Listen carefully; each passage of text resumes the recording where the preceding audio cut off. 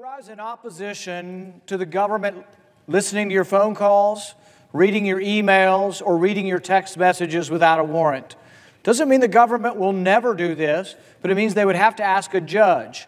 They would have to ask a judge if they have probable cause that you've committed a crime. They would have to name you. They would have to name the information they want. It's called the Fourth Amendment.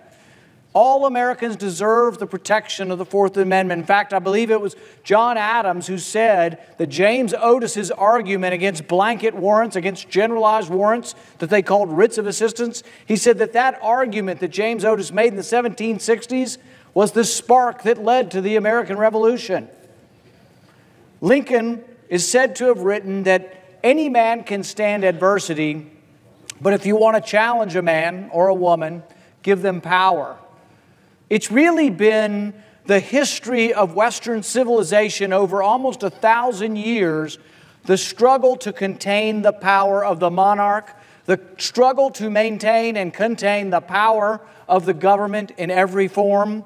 From the Magna Carta on, it has been the people trying to take power back from either monarchy or despotic government.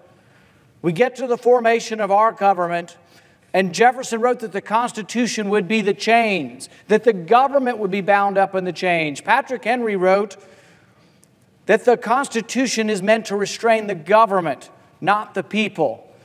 It is about trying to restrain government from abusing the power to take our rights. You have a fundamental right to be left alone. Justice Brandeis put it this way. He said, the right most cherished among civilized men and women is the right to be left alone. But we know also that the history of those who grab the reins of power, the history of those who take up the mantle of power, is a history of abuse. President Wilson in World War I arrested 10,000 Americans for their objection to the war. FDR had an enemies list that he actually was very vocal and published in newspapers, 77 people that were his enemies, and he used the IRS to go after them. LBJ illegally spied on Martin Luther King. We just had Martin Luther King Day yesterday. LBJ spied on him illegally in all manners and all forms. They spied on Vietnam War veterans. Nixon had an enemies list. You name it, president after president has abused this power. President Obama had a fight with the Tea Party groups. It turns out that to register as a Tea Party group was given extra scrutiny, and people were denied being allowed to form as a charitable group or a political activist group under President Obama because they disagreed with President Obama. We now have a current administration where there have been accusations of people in the FBI having a personal animus against this president and conspiring and discussing how they could block him. We've had members of the Department of Justice who were married to people doing opposition research on President Trump, paid for by the opposition candidate, by Hillary Clinton. There is without question that power has been abused and will always be abused. It was Lord Acton who said that power corrupts, and absolute power corrupts absolutely. The history of our country is about trying to restrain the power of government. Realize that we have the ability to collect all of the phone calls in Italy in 1 month. There was a story saying we did it. We collected every phone call from Italy. Who gets trapped in that? If you collect everyone's phone calls in Germany or everyone's phone calls in Jordan, who gets caught in that? Many, many innocent, legitimate Americans get caught up in the other end of phone calls because it's not just the phone calls of terrorists, it's everybody's phone calls. They're all being vacuumed up, and innocent Americans are caught up in that. Senator Wyden has been a leader in saying and asking tough questions on the Intelligence Committee. Are there communications that are purely between two people in America that somehow get caught in this database? And he's been given a variety of answers on this, but we suspect that Americans talking to Americans in this country are caught up in this database.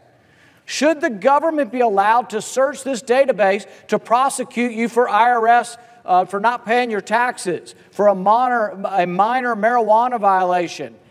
Absolutely not. Why? Because this information is gathered without a warrant. It is gathered without any constitutional protection.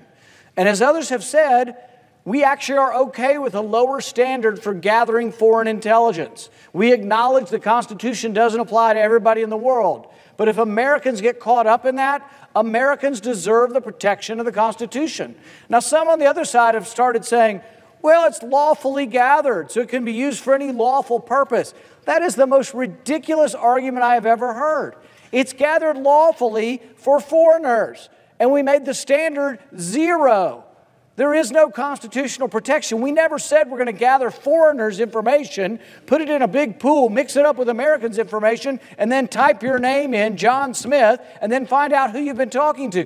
Realize that they could listen to your conversation, then they could bring you in for an interview with the FBI, and if you say anything in the interview that contradicts what they eavesdropped on you in your conversation, you've now committed a felony. Do we really want all of our phone calls recorded and then have the ability of the government to bring you in and ask you questions about your phone calls? And if you're not perfectly accurate in recording your phone calls, you could go to prison? All we're asking for is that for Americans, the Constitution should be in order. We should not get rid of the Constitution. We shouldn't throw it out. The Constitution should protect us all. We take an oath of office to defend the Constitution. Our soldiers take the same oath of office. Wouldn't it be sad if our soldiers came home from fighting and defending the Constitution to learn that we gave up on it while they were gone? The sad state of affairs here is that the majority doesn't want any debate.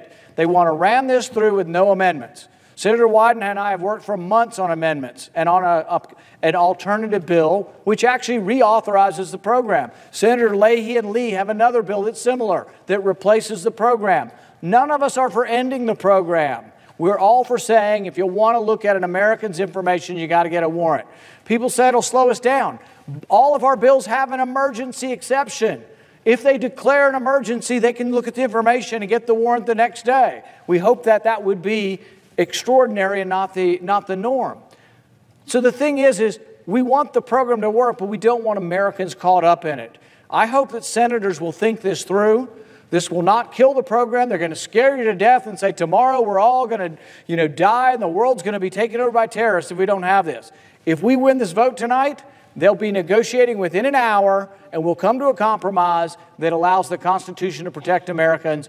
That was our oath of office. That is what we should do, and I urge a vote against the bill in a current. We will make America great again.